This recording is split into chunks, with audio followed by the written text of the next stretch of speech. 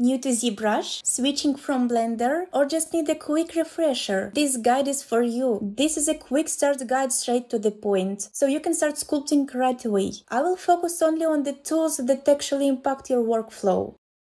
Ever wondered how to create hair, lashes, or brows like this? All you need are these two free brushes. I will show you how to install them at the end of the video. Let's dive in. First we see the lightbox. This is where your tools, brushes, and textures are stored. You can toggle the lightbox on and off using this button. Let's start with any Dynamesh sphere. Just double click it. By default, symmetry is on, mirroring everything across the x-axis. You can toggle symmetry by pressing X. At the top, you'll find the Undo History slider to jump back to earlier steps. To zoom in and out, hold Alt, touch the pen to the tablet, release Alt, and move the pen up or down. To rotate, drag your pen on any empty space. Hold Shift to snap to the nearest orthographic view. I prefer using this Cam View head. To enable it, go to Preferences, Cam View, turn it on and click Next until you see the head icon. To pan the camera, hold Alt and drag on an empty area. Again to zoom, Alt, touch, release Alt and move the pen. Pro tip: if the object fills the screen, use the area outside the white border for navigation. If you get lost or zoom out too far, press F to frame your object. I also use the thumbnail window for silhouettes. Find it in Preferences, Thumbnail. You can toggle it and adjust the size here. Hold spacebar for quick access to draw size, focal shift, and intensity. To find the brush quickly, press B, then the first letter of its name. For example, press C for clay buildup. Clay buildup is great for adding volume. Hold Alt to switch to Z-Sub and curve into the surface instead. You can also toggle Z-Add and Z-Sub manually if you need to remove a lot of material without holding Alt. Hold Shift at any time to activate the smooth brush. Next is the flatten brush. I'll show you how to customize UI for putting all these brushes and buttons wherever you want. And here I'm using flatten while making sure symmetry is enabled by pressing X. Note the difference between the move and move topological brushes. Using IMM primitives, I'll add a sphere. Click and drag on the mesh to place it. Notice that the rest of the model is now masked. To clear the mask, hold Ctrl and drag a selection box in the empty space. Standard move affects both objects in the subtool, while move topological lets you manipulate them individually. Press Shift F to see the wireframe. As you can see, we have two different polygroups here. I will make a separate video about polygroups, so subscribe to be the first to watch it. Now, let me show you how to split these objects into separate subtools. Hold Ctrl Shift and click on an object to isolate it. Then, hold Ctrl and drag a box to mask it. To invert the mask, hold Ctrl and click on the empty canvas. By holding Ctrl and clicking the brush icon, you can choose your masking mode. I often use lasso and mask pen, but feel free to experiment. To reveal the hidden part, hold Ctrl Shift and click on the empty canvas. Press Shift F again to hide the wireframe. Since this part is masked, go to Subtool, Split and select Split Mask Points. Now there are two separate subtools. The active one is lighter. To quickly switch between them, just hold Alt and click on the other object. You can use the eye icon to toggle visibility, but the active subtool will always remain visible. To join them back together, select the top subtool and click Merge Down. Once more, Ctrl Shift click to isolate, hold Ctrl to mask, Ctrl Shift click the canvas to reveal, then hit Split Masked Points.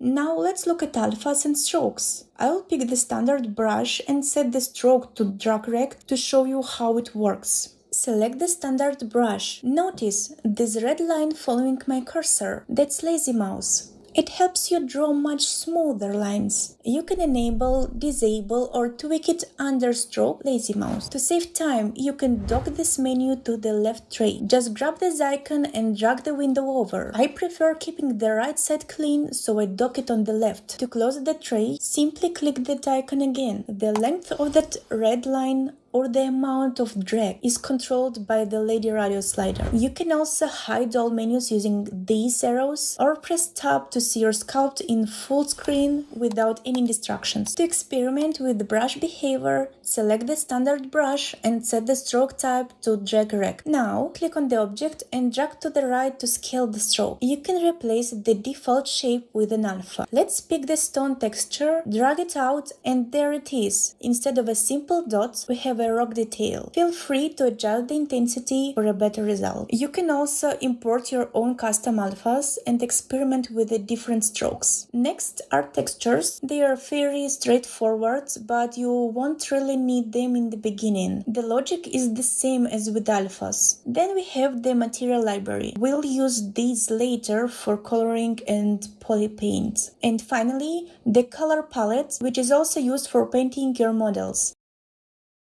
If you want to mirror the sphere, there are two main commands you need to know similar to Blender. Mirror simply flips the object to the opposite side. Mirror and weld duplicates and mirrors the geometry, merging it into a single mesh. You can find these under Geometry, Modify Topology, Mirror and Weld, or in the Deformation menu for a simple mirror. Of course, you can delete, duplicate, or copy subtools here in the menu. To add a new object, click Append and select a cylinder. Note that it's not active yet. Alt-click it to start working. Press W to bring up the gizmo. Think of the gizmo as a door hinge. If it's in the middle, the object spins like a revolving door. But if you move it to the edge, it opens just like a regular door. Pull the arrows to move the object or use the colored rectangles to scale it along the specific axis. The center yellow square scales the entire object uniformly. Use the circles to rotate it. To reposition the gizmo, click the lock icon to unlock it. Move the gizmo and lock it back. Now, this object rotates around this new pivot point. Click the mesh center icon to snap the gizmo back to the object center. The home icon moves the gizmo and the objects with it to the world's origin. The gizmo has its own advanced settings, but we don't need them for now. You can transform multiple subtools at once without merging them. Just click this multi-select icon. Now move, scale, or rotate everything visible. If you want to exclude a subtool from this, simply hide it using the eye icon. The gizmo only affects unmasked areas. This is the key to posing fingers, heads, or knees by masking and repositioning the pivot. Now, let's look at some essential subtool and geometry settings. In the Split tab, you will mostly use split masked or unmasked points to separate parts of your mesh. In the Merge tab, use Merge Down to combine the current subtool with the one below it. Next is the Extract tab, which is perfect for creating clothes or armor. Clear your mask first. Now paint a new mask. Adjust the thickness slider and hit Extract. This is just a preview. To finalize the new geometry, you must click Accept. The extracted part is now a separate subtool. Let's clear the mask and move on. Under the Geometry tab, you'll find the Divide button. Pressing Divide increases your poly count while creating subdivision levels. You can jump between them to work on different levels of detail. It's much easier to refine big shapes at lower resolutions and add fine details at higher ones. If you disable the Smooth button before dividing, ZBrush will add polygons without smoothing out the sharp edges. Now for Dynamesh.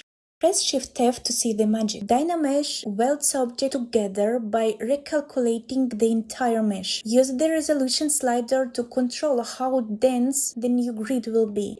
If you need clean, professional topology, use Zremesher. Adjust the target polygons count to set your desired density, then hit the button. To guide the flow, use the topology brush. Draw lines where you want the new edges to follow, then run Zremesher again.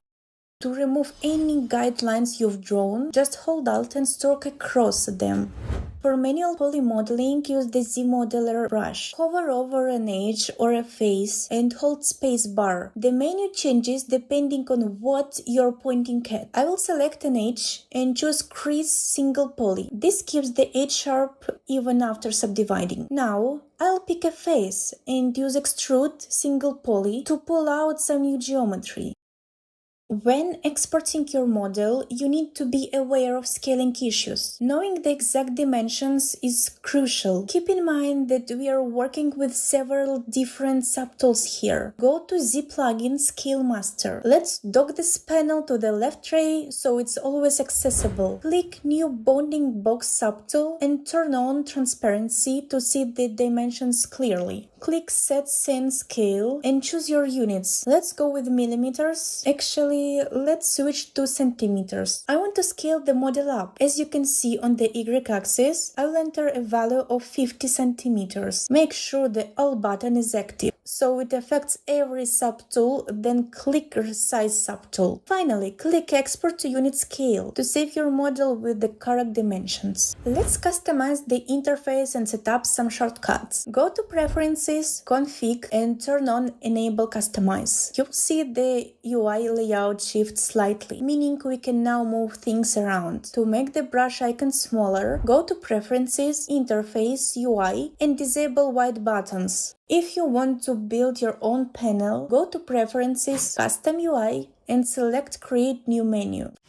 For example, I forgot to add the Backface mask button to my layout. Hold Ctrl-Alt, then click and drag any button or brush to your new menu. I'll move the button right here. To remove a button or brush, simply hold Ctrl-Alt and drag it onto the empty canvas. Once you're done, go back to Preferences, Config, and turn off Enable Customize. To make sure ZBrush remembers your layout next time you open it, click Store Config. You can also save UI to export your setting or load UI to import them on another device. So, why do we need Backface mask? When working on thin objects, your brush can easily mess up the backside. With the Backface mask enabled, the brush only affects the surface facing you, leaving the back untouched. Keep this button handy, but remember it turns off automatically whenever you switch to a different brush. Now, let's talk about those free brushes I mentioned earlier. You can download them for free via the links in the description, thanks to Artmonky and Dunnam. Once downloaded, unzip the file and move the hairbrush folder, for example, to the following path: Program Files, Maxon, ZBrush, ZBrushes. To use them, just open Lightbox, go to Brush tab and locate your new folder. That's it for today. Thanks for watching. If this was helpful, please give it a thumbs up to support my work. I would love to hear your feedback or questions in the comments below. See you next time!